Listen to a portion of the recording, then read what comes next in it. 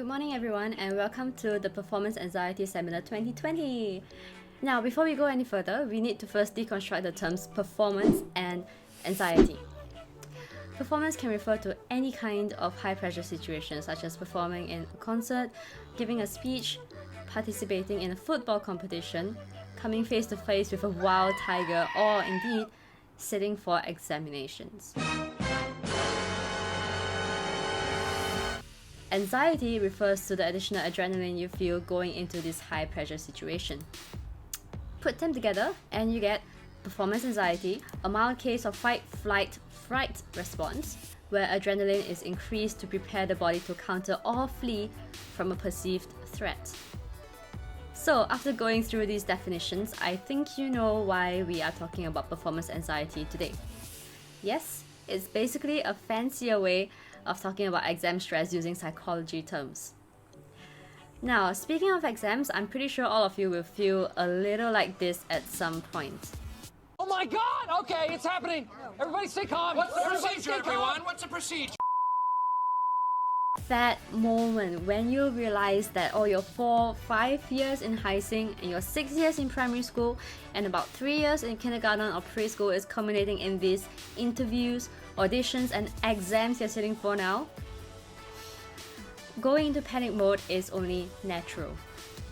For some of you, that realization hasn't quite sunk in yet, but I guarantee it will at some point. Firstly, I want to reassure you that what you're feeling or what you will feel is completely normal. In fact, about 40% of adults in the US suffer from some degree of performance anxiety. Now let's zoom out a little and think about why we face performance anxiety and why we need to talk about it. Most of the time, these are the common causes for why we feel anxious about something. We can feel anxious when we feel we haven't prepared enough. We can be catastrophizing by thinking about all the worst case scenarios, feeling like you have something to prove to yourself or to others, having high or unrealistic expectations and feeling you're nowhere near being able to fulfill them, or being unaccustomed to the situation that you're in. As graduating students, you will soon be sitting or have already sat for some very important examinations. Some of you will also start attending interviews, tryouts and auditions to get into the polytechnic, JC or course of your choice. Important events like examinations, interviews, tryouts and auditions require an ability to execute complex physical and mental skills under intense pressure and scrutiny. These skills can be honed through deliberate practice, and exposure is an effective intervention for the treatment of anxiety disorders.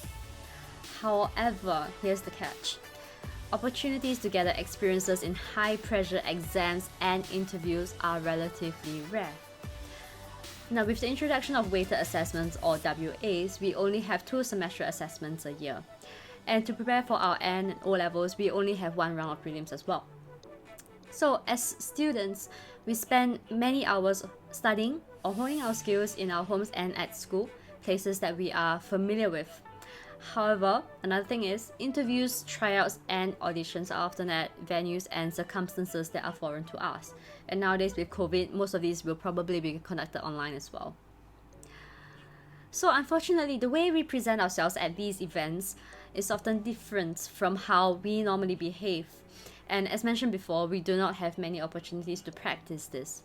And so the problem is, we learn all too late, and sometimes not at all, how to manage our performance anxiety, how to manage our performance stress, and the demands of these high-stakes events. So that's why it's important for us to talk about it now, so that hopefully perhaps even just one of these tips that I will share with you later on during this seminar will be useful. Next, what are some of the physical signs that you are feeling anxious? Firstly, you could experience a loss of peripheral vision, whereby you don't really see the things at the sides very clearly. Next, you could also experience an increase in heart rate and breathing rate. You could also experience sweaty and cold hands. You could also have trembling hands, knees, lips, and voice. You could also experience a bit of nausea, like you feel like vomiting, or an uneasy feeling in your stomach. And lastly, another thing that you could experience is a dry mouth and tight throat. Now, it's important for us to know what these physiological symptoms are so that we can then take action to regulate ourselves when we know we are feeling anxious. So, how much and what should we regulate, and how does performance anxiety affect how well we perform? To illustrate this, I will be using Hardy and Fazie's catastrophe model, which is still commonly cited in many psychological research papers involving various types of anxiety today. So this is a 3D model, so there are 3 axes. On the x-axis, we have the physiological arousal, which refers to physiological symptoms that we've just talked about. On the y-axis, you have cognitive anxiety, which refers to whether your mind is engaged, working at high speeds, or relatively turned off. And finally, the z-axis, which measures the level of performance.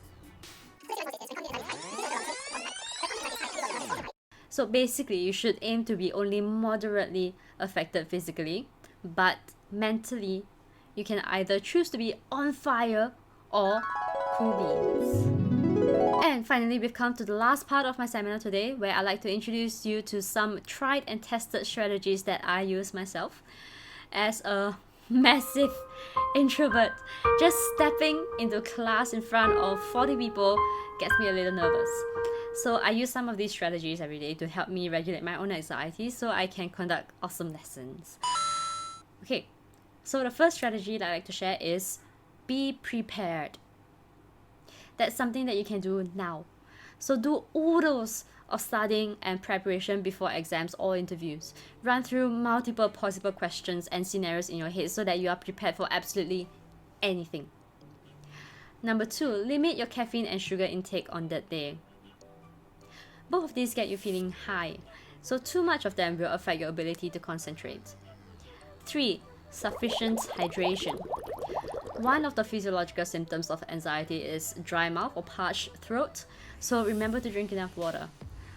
4, look good, feel good. Sometimes all we need to get ourselves relaxed is to dress well and take pride in our appearance, because that gives us a much needed confidence boost. Next, controlled breathing. If you find yourself starting to hyperventilate with faster and shallower breaths, regulate your breathing. Take deep breaths and slow down your exhales. Okay, and number 6, if you find the edges of your vision starting to blur, or your mind starting to run wild with worst case scenarios, you can also close your eyes and redirect your focus. And lastly, number 7, avoid catastrophizing. So focus on the positive and visualize the best case scenarios, not the worst. And with that, we've come to the end of our performance anxiety seminar. Thank you very much for listening to me babble on and on about one of my favorite subjects. I hope it will be helpful in giving you a better understanding of performance anxiety as well as how to cope with it. All the best!